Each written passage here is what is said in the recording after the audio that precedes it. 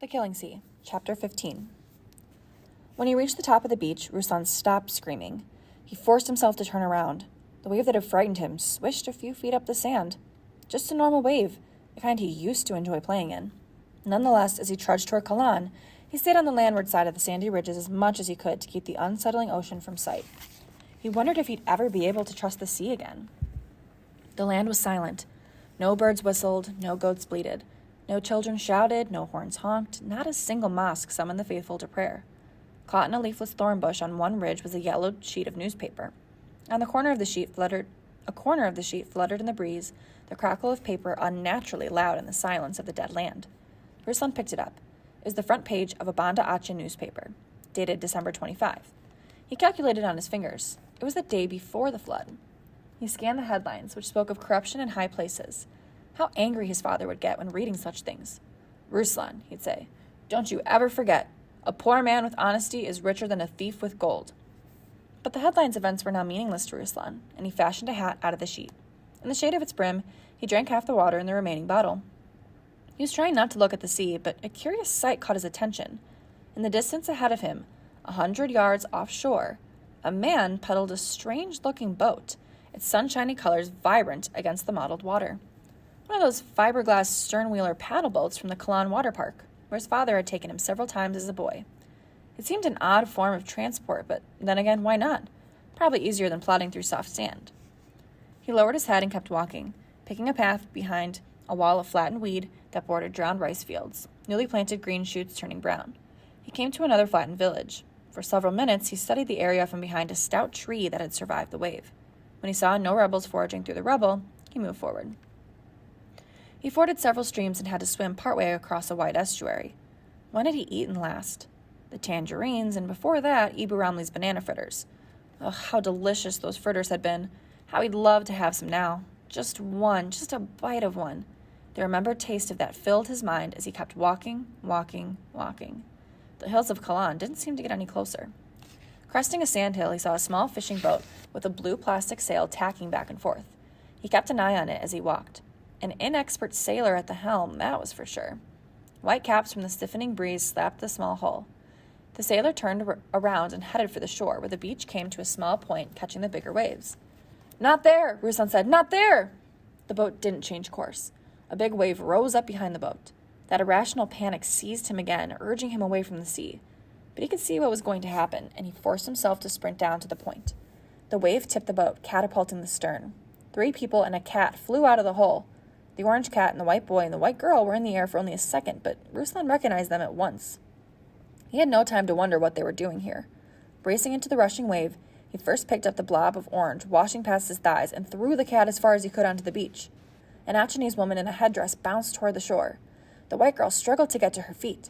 He grabbed her arm to help her, but she jerked free, fighting through the swirling foam to the overturned boat. "Peter!" she yelled. "Peter!" The boy hadn't come up. The girl tried to right the hole, but the next wave sent the boat crashing into her. She lost her balance. Ruslan grabbed the edge of the hole and lifted it. The boy pushed out from underneath, spluttering and crying. Ruslan dragged him up to the beach and plopped him onto a piece of broken bamboo matting. The white girl raced up and grabbed her brother. "God, Peter, are you all right?" He was coughing and crying. "I don't ever want to be on a boat again. I never want to swim again. I want to go home. I want Mom and Dad. I want to go home. Please, I want to go home." The girl hugged him. He stopped crying with a loud sniffle. "Where's Surf Cat?" The cat was licking its belly. Ruslan picked it up and gave it to the boy. "Thank you," the boy said. The girl looked at him then with her blue eyes, the color fracturing the light. "Yes, thank you." Ruslan waited for her to recognize him, but she didn't. His disappointment seemed outsized. What did it matter? Besides, the few minutes she'd been at the cafe, she was fighting with her mother, not paying attention to who was serving the cold cokes. The Achenese woman who'd been in the boat held her wet headdress tight under her chin with clenched fists, gazing out at the sea with a 1,000-yard stare. Green coconuts bobbed in the water, the swish of waves rolling a couple onto the sand. Ruslan chucked them higher onto the beach and waded out to get the others. The woman broke out of her trance and called out in Achenese. "There was a machete on the boat, but I suppose it's lost now." The thought of the delicious meat in the coconuts made Ruslan lightheaded with hunger. After taking off his shoes, he waded out to where the boat had tipped over, feeling the sand with his toes. Waves smashed into his chest. He knew this was a futile effort and that the chances of finding the machete were next to nothing, so perhaps that was why, on the next step, he felt the flat blade. He ducked into the water and plucked it, waving it triumphantly in the air. Back on shore, he began hacking open a coconut. The woman grabbed the machete away from him. "You city boys are useless." "How do you know I'm a city boy?" "By the way you cut a coconut." Within seconds, she handed him the sliced coconut, the exposed shell neatly holed. Ruslan's mouth watered and his throat convulsed, but he took the coconut to the girl. The girl first let her brother drink. He guzzled and then turned his head away. She finished the rest. The woman whacked open the nut, making a scoop spoon out of a discarded husk, and the girl slurped the soft white meat. The woman opened 2 more nuts, one for Ruslan and one for herself. "I hope you at least know how to climb a coconut tree," she said. "We'll need more." She put down the machete and said, "Where were you when it happened?" Ruslan didn't have to ask what she meant. "Malabo." "Me too. I'd gone to the market." She opened her mouth to say more, but then squeezed her lips shut and lowered her head, pressing the crook of her trembling arm to her eyes. Ruslan sat a distance away to give the woman her privacy and ate his coconut, forcing himself to take slow, measured scoops, wasting not a single delicious bit of it. "Hello, excuse me," the girl called out to him. "My brother is sick. He needs a doctor.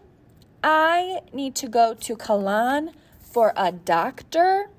The girl spoke slowly and loudly, her tone capitalizing each word. "That's where I'm going myself," Ruslan said. The girl blinked. It almost seemed like magic the way those blue eyes vanished and reappeared again. "You speak English?" "Yes." Again, he waited for her to recognize him. After all, how many employees in Malabo harborfront cafes spoke English? "Great. You can help me. What's your name?" She still didn't place him. "My name is Ruslan." He didn't tell her that he'd served her family cold cokes at the harbor. Didn't tell her that his father had fixed their engine. Didn't want his disappointment to deepen. "Mine's Sarah. He's Peter." What had happened to their mother and father? But that he could imagine quite clearly. The sailboat taken by the flooding sea, the children becoming separated from the parents. The girl rose to her feet. "We better get going then." The going was slow. Here the beach had sunk under the sea, which now lapped against swamps and toppled oil palms they had to navigate. Ruslan and the woman, whose name was Aisia, took turns helping the fevered boy, whose main concern was his cat. Matter of fact, it seemed to be the cat who found the easiest traverses. At one point, Aisia muttered to Ruslan, "I think the creature's actually a djinn." An hour before sunset, it was Aisia, not the cat, who pointed to a grove of coconut palms several hundred yards inland. "We need some of those nuts," she said, "and we might as well spend the night." They made what camp they could, using a torn piece of tarp they found in the grove for both ground cloth and roofing. Ruslan tucked the machete in the back of his jeans and wandered out of sight. Each village had men who specialized in climbing coconut trees to harvest nuts. Pilots, they were called, because they were always up in the air. And he knew many boys who could do the same, but he'd never climbed a palm tree in his life. He didn't want to embarrass himself in front of the others. Still, he managed, even though he slipped twice, scraping his arms. He whacked a couple of clusters out of the first palm, the nuts thudding on the ground. High on the second palm, a swarm of biting ants attacked him. Not wanting to climb a third tree, he gritted his teeth and chopped down the first cluster. He was just raising the machete for another chop when he heard Sarah screaming.